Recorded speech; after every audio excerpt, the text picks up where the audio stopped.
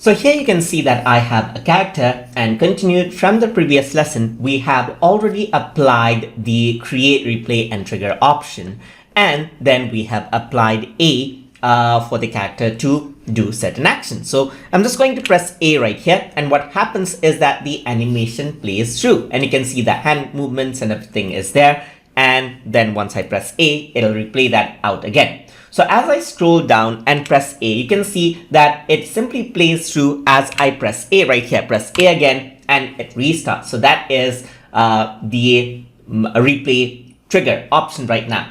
So now if you were to go to when the trigger ends, you can see that it is set to let replay finish. So if I press the button, it plays through everything. But if I were to go to stop and sustain replay, then what happens is that if I were to hold A, you can see that it plays, but as soon as I let go, you can see that the animation stops out. So I can press A and let go, and you can see that the animation stops out. So just tapping out A does not work out in that case. So if I were to click and hold A, you can see that the animation plays through. And if I were to keep on holding A, you can see that it just stops. So if I were to let go, I can just go around and then stop it whenever I want.